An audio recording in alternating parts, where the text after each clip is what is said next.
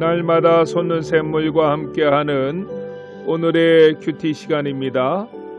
4월 14일 화요일, 오늘의 말씀은 요한복음 12장 12절로 19절의 말씀입니다. 그 이튿날에는 명절에 온 큰 무리가 예수께서 예루살렘으로 오신다는 것을 듣고 종려나무 가지를 가지고 맞으러 나가 외치되 호산나 찬송하리로다. 주의 이름으로 오시는 이 곧 이스라엘의 왕이시여 하더라.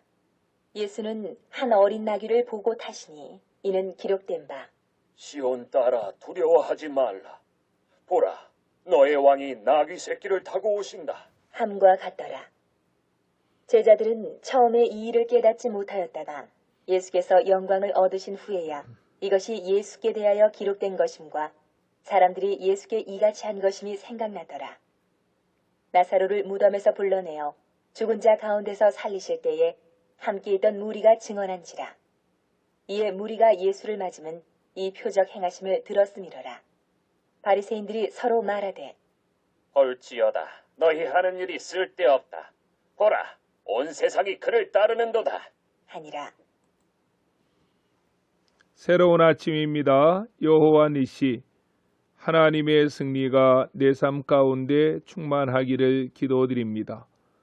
오늘 본문의 말씀은 예수님께서 예루살렘 성에 입성하시는 장면입니다. 요한복음의 중요한 기록 중에 하나는 예수님께서 공생의 기간 중에 지키신 유월절을 요한복음에는 모두 기록하고 있다는 사실입니다. 예수님은 공생의 기간 중에 4번의 유월절을 지키셨습니다. 첫 번째 유월절은 요한복음 2장 13절 이하의 내용인데 예루살렘에 가셔서 성전을 정결케 하신 사건입니다. 두 번째 유월절은 요한복음 5장 1절 이하의 내용인데 예루살렘에 가셔서 베데스다 목가에 누워있던 38년 된 병자를 고쳐주신 사건입니다.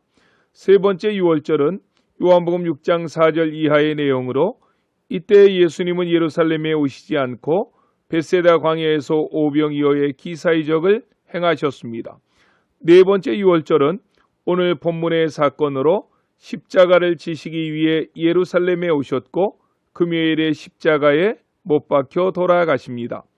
13절 말씀을 보면 네 번째 유월절에 예수님께서 예루살렘에 입성하실 때에 백성들이 예수님을 환영했습니다. 왜 그렇습니까? 당시 유대인들은 로마의 압제하에 고난을 당하고 있었고 예수님이 이 고난을 해결해 주시기를 바랬기 때문입니다. 유대인들이 지켰던 3대 절기가 있습니다. 유월절, 맥주절, 초막절입니다. 당시 유대인들에게 유월절에 주는 의미는 더욱 컸습니다. 왜 그런가 하면 유월절은 이스라엘 백성들이 430년 동안 애굽의 압제하에서 고통을 당할 때 지도자 모세의 등장으로 애굽에서 해방된 것을 기념하여 지켰던 절기였기 때문입니다. 로마 압제하에 고생하던 유대인들은 모세와 같은 지도자, 아니 그보다 더 위대한 지도자 메시아의 출현을 통해 제2의 유월절이 발생되기를 소망했습니다. 그래서 당시 유월절에는 다른 절기보다도 더 많은 유대인들이 예루살렘으로 몰려왔습니다. 역사가 요세푸스의 기록을 참조해 보면 예수님 당시 유월절에 죽은 양의 숫자가 25만 6,500마리였다고 합니다. 한 가족당 한 마리의 양을 바쳤다고 생각하면 그 모인 인원수를 추산해 볼 때 100만 명이 훨씬 넘습니다. 예수님께서 십자가에 못 박혀 돌아가신 유월절에 예루살렘의 거리는 인산이네, 사람들로 인해 발 들여놓을 틈이 없었습니다. 그런데 그 며칠 전에 예수님께서는 예루살렘에서 얼마 떨어지지 아니한 베다니 마을에서 큰 기사와 이적을 일으키셨습니다. 죽은 지 4일이 지나 썩은 냄새가 나는 나사로를 살리신 사건입니다. 뿐만 아니라 그분으로 인해 소경이 눈을 떴고 문둥병자가 나음을 받았으며 보리떡 5개와 물고기 2마리로 5,000명을 먹이고도 12강주리가 남게 하시고 파도를 잠잠케 하셨고 이분이 말씀을 하실 때에는 그 영향력이 바리새인이나 석인가들이 말을 전할 때와는 비교도 할 수 없는 능력이 있고 설득력 있는 말씀을 선포하고 다니셨습니다. 그런데 바로 그분이 제자들을 이끌고 예루살렘 성으로 입성하시는 것입니다. 유대인들은 예수님의 입성을 바라보며 큰 흥분과 기대와 감격을 억누르지 못합니다. 본문 12절 13절 말씀을 보십시오. 그 이튿날에는 명절에 온 무리가 예수님께서 예루살렘으로 오신다는 것을 듣고 종려나무 가지를 가지고 맞으러 나와 외치되 호산나 찬송하리로다 주의 이름으로 오시는 이여 곧 이스라엘의 왕이시여 하더라 라고 했습니다. 얼마나 멋진 광경입니까? 그들의 외치는 그 말의 의미와 뜻을 알았는지 몰랐는지 그것이 중요한 것이 아닙니다. 중요한 것은 예루살렘 성에 입성하신 그분은 참으로 누구인가 하는 것입니다. 예수님은 누구입니까? 오늘 본문에서 두 가지만 묵상하려고 합니다.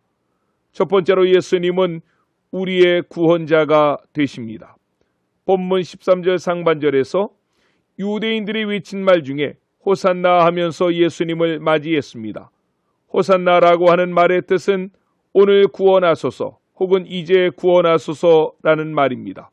그들이 외친 내용처럼 우리 예수님만이 영원한 구원자가 되시고 구속자가 되시는 것입니다. 둘째로 예수님은 우리의 왕이 되십니다. 13절 하반절에서 예수님을 향해 외쳤던 백성들의 또 다른 외침은 이것이었습니다. 주의 이름으로 오시느니 곧 이스라엘의 왕이시여 라고 했습니다. 당시 관습상 종려나무 가지를 흔드는 것은 왕이 지방을 순회하고 행차할 때 그 지방 백성들이 왕을 환영하며 맞이하는 자세라고 합니다. 이스라엘 백성들이 그 손에 종려나무 가지를 쥐고 흔들었고 입으로는 예수님을 향하여 이스라엘의 왕이라고 불렀습니다. 주님은 그렇게 맞이하는 백성을 제지하지 아니하시므로 그분 스스로가 왕권을 인정하셨던 것입니다. 예수님 오시기 800년 전에 이사야 선지자는 이사야 9장 6절에서 이렇게 예언했습니다. 한 아기가 우리에게 낳고 한 아들을 우리에게 주신 바 되었는데 그 어깨에는 정사를 메었고 그 이름은 기묘자라 모사라 전능하신 하나님이라 영존하신 아버지라 평강의 왕이라고 했습니다. 맞습니다. 예수 그리스도 그분만이 영원하고 유일한 우리의 왕이 되십니다. 그런데 그분은 우리를 압제하고 억압하는 왕이 아니라 겸손한 왕이십니다. 이 땅에 평화를 주기 위해서 오신 왕이십니다. 그 사실을 몸으로 보여주기 위해서 예수님은 스가랴서 9장 9절의 예언대로 나귀의 작은 것 곧 새끼 나귀를 타고 입성하셨다고 14절에서는 말씀하고 있습니다. 2000년 전 예루살렘 성에 입성하신 예수 그리스도, 그분만이 우리의 구원자이시고 만왕의 왕이 되십니다. 당시 유대인들은 예수님을 정치적인 메시아로만 생각했기 때문에 한 주간이 지나기도 전에 그를 십자가에 못 박으라고 소리 질렀지만 우리는 그렇지 않습니다. 주님만이 만주의 주가 되시고 만왕의 왕이 되시며 나의 구원자가 되신다는 이 사실로 인해 오늘도 감격하고 감사하며 살아갑니다.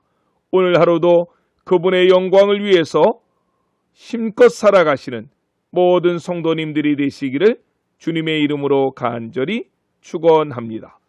아멘. 기도하시겠습니다. 사랑해 주님 감사합니다. 십자가를 지시기 위해 예루살렘에 입성하신 주님은 우리의 구원자가 되시며 만왕의 왕이 되십니다. 오늘 하루 이 험악한 세상 속에서도 우리를 구원해 주시고 다스려 주시옵소서.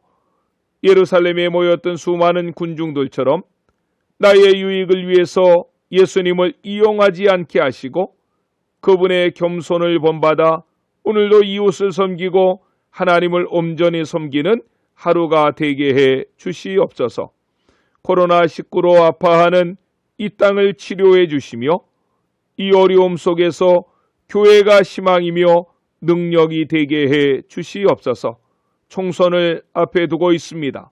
하나님을 두려워하고 백성들을 참 사랑하는 신실한 일꾼들을 세워주셔서 이 땅에도 소망이 넘치게 해 주시옵소서. 예수님의 이름으로 간절히 기도드렸습니다. 아멘.